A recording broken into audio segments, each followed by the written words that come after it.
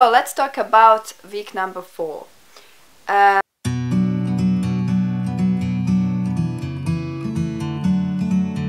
Hello conscious people. If you are new on my channel and you don't have idea what I'm talking about, please check out the playlist, the present process, and everything will be clear. It's really a powerful method, a therapy, a tool, exercise. So in this week we are feeling unconditionally in order to integrate. That's a conscious response for this week. I feel unconditionally in order to integrate. I think the focus in this week is about pain, and that's really interesting subject for all of us, isn't it? Like what pain means. Not just the physical pain, also uncomfort. They teach us to think about the pain like something negative, something that it's happening to us and we need to run away, we need to escape from that, we need to try everything possible to not think about that, like or try to ask help for other people to deal with that, with our pain, with our uncomfort, or also take medications, take pills in order to forget, in order to not think about that. And it's like that's maybe a temporary solution and it may work for a while, but as you know, that will repeat and it will come again and again, and you will just again put a problem and the message that that pain is giving to you under the rug. So present process teaches how to not think about the pain as an enemy, but as a friend, someone who is there for us to give us a message. So I think for me, in my first experience of present process, it's exactly what occurs, because the biggest problem what happened in one point of my life was chronic pain. And exactly in that year, before doing the present process for the first time, I had a few diagnoses of again some kind of uncurable conditions of bones, muscles, and spine, and that limited me in that moment of my life, and of course it influenced me. Like emotionally and in the way of motivation, and of course physical pain on daily basis. And at the end of that year, I didn't put full attention on that still, because I couldn't believe that I can have some kind of disease in that way, because before that I never had I didn't knew that I have any disease connected with muscles, bones, or spine. No, in any point of my life. And I think I didn't integrate completely even that diagnosis in that year. So I just continue living where I was, doing the jobs that I was doing, and the path where I was in that particular moment, although I felt really bad. And I just didn't know, the painkillers didn't help, and physical therapy and other different doctors and other different places, and it was actually really negative prognosis, like I should have operation, and I am not a person who will easily accept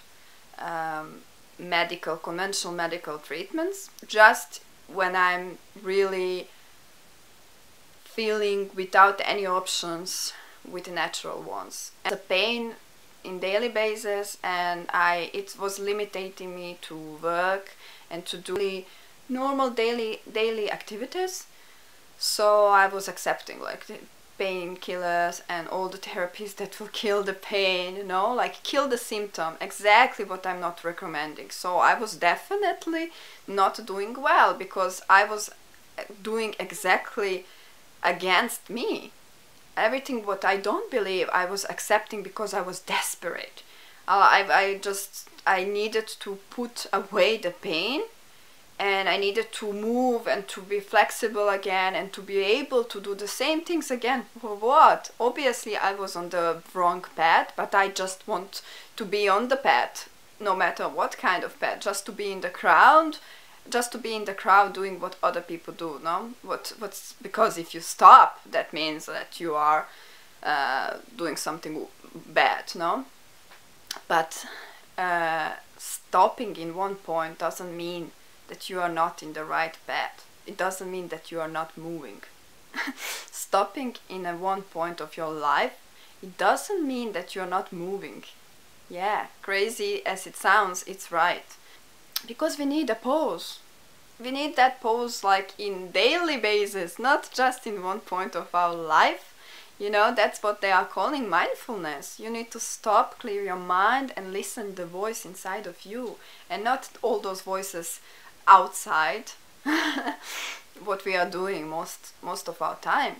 So yes, I really did have extreme situation with pain, and obviously there was something inside of me all the time screaming, and because I neglect that message, it came in a form of severe pain until I couldn't put it on the rug anymore. In the autumn of that year, I started really like, I mean, before that I was also doing some kind of changes in that year, but I was still like trying everything what the doctor suggests except operation, and I still tried to live the life what I had in that particular moment.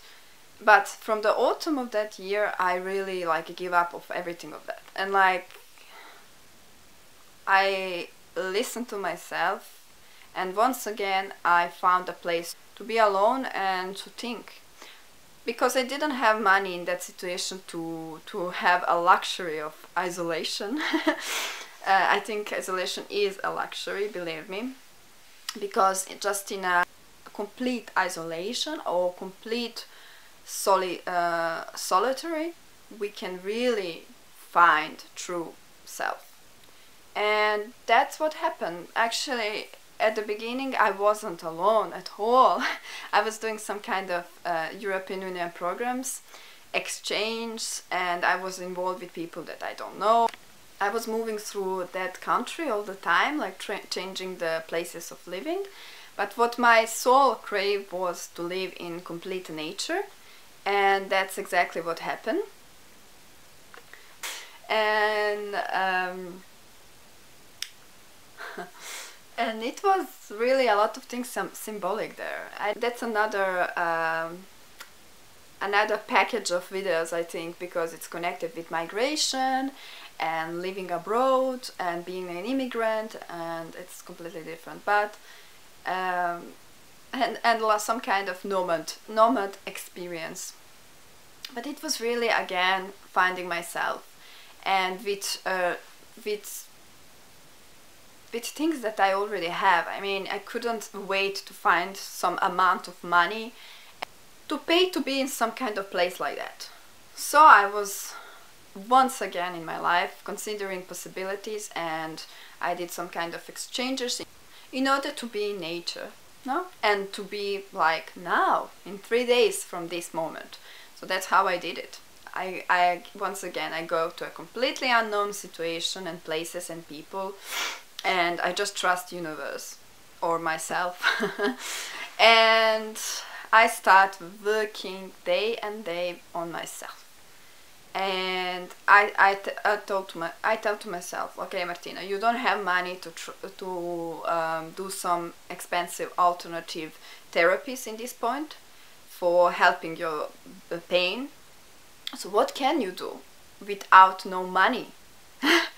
And I remember like something that I did like more than 15 years ago when I had a cancer.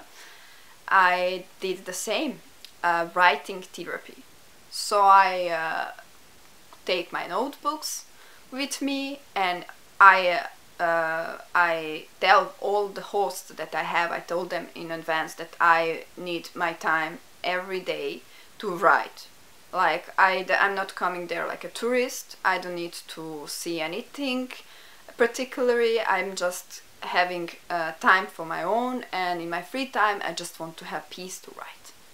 And I did that for a couple of months, and I start writing letters of forgiveness.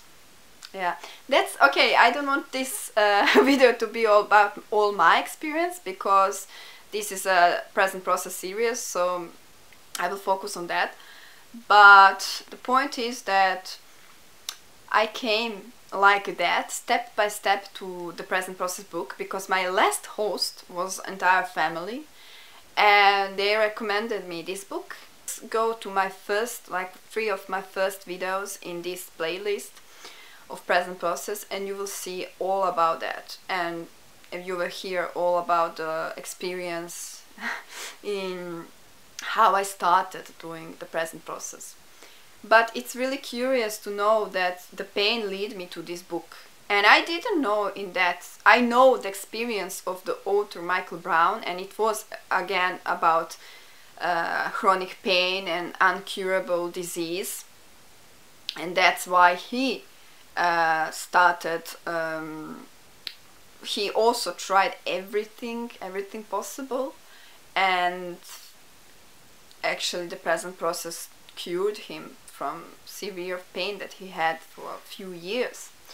And but still I wasn't focused so much about physical solution, than I was more focused on my emotional healing. And it's also really correct thing to do, and it helps. It gave me a sign where to go. It was so strong sign that I couldn't put it on the rug anymore and not notice. I just did it. Where the sign was pointed, I just went. And here I am now, and doing this process for the second time. And now I found out a group on English that's all about pain and chronic pain, and how that's connected with our thoughts and emotion. I have a forum, and there are all people who are doing this book for a few times, and how that helps them with pain. So I will leave the link in description box, so you can check out that group, and you can maybe find out how everything that we have, these symptoms, these emotions that we feel during this process, is really normal. In order to be present, in order to be conscious and aware, this is our process of awakening and of letting things go. So I can say that I do feel better in this year. And I also tried other alternative therapies in between, and I quit completely on conventional and therapies, just normal exercises, and I'm still in the process, so we will see what will be at the end. Just I'm not having particular goal with this. I'm not thinking like that this will cure all my problems. You don't need to do that with process, okay? Just let it do what it should do. So if someone needed an answer why this happened in so young age, and normally it happens to really older people, you know, it's me. But I don't need answers anymore. I just want really to integrate all that in, because I see now the sense of that. I see how important is this, and I see that each pain that it came to our life, it has, and it stays for a while, it has its purpose. Just we need to figure out the purpose. When was the last time when we feel like this? And why? What is causing this uncomfort? Because normally something that it's repeating so much, it's provoking in us to change the path where we are. Something, and maybe the most helpful thing in this process, is conscious breathing technique that we are doing each day for 2 times, because that technique is helping us to be conscious of our body in particular moment, in present, and to integrate the pain, to really be conscious about that pain, and for the maybe first time in our life to be aware of it, to not ignore that, because it's the exactly same pain that we feel from our childhood, just we forgot, because we did everything to forget, because other people, because our parents told us to forget, to not think about the pain. And when you are adult, maybe you go to some addictions like drinking alcohol or doing drugs, or a lot of kind of addictions, just to not think about pain. So we need to feel it, we need to answer, and that means that we will not trying to control that, trying to ignore that, trying to share with other people, like to put the guilt on putting the blame on someone else, or some other situation like that occurs because, I don't know, the weather everywhere is really bad. So no, just integrate, just feel it until the end, consciously, in order to understand and let it go. We'll see what will came from it, what situation, what image, what memory will came from it. If we fight, we will never find peace. And just remember how that's really true. That's the reason I don't like the word fight. Like, I was fighting against cancer. I'm a fighter, and the life is a battle. You always need to fight against something and someone. I really don't want to I don't integrate that word. I mean, I don't want to accept that word anymore, because they teach me since I was really young to accept that word like a normal part of living, like we are continuously in some kind of fight, and it's not true. At the end it becomes just our life. Well, if it's so, why you are living? You actually don't believe in that, just you are programmed to think and to tell things like that, and so you are doing it, you know, but you are not actually living your true purpose as a human, a really unique being that it has own ability to think, to perceive reality in a positive and wonderful way. You have all senses to do that, really you have, and we somehow automatically choose to see just a negative side of things, even though for someone else it's so clear that there are some positive sides. For us, we act like we are blind. So if you are seeing yourself in that situation, for you it's a right moment to do this book. I want to express gratitude because I did influence on one person that I know that I did influence, because she wrote me and she said that she started in this time of Corona. She now has a time to do that, and she started doing the present process.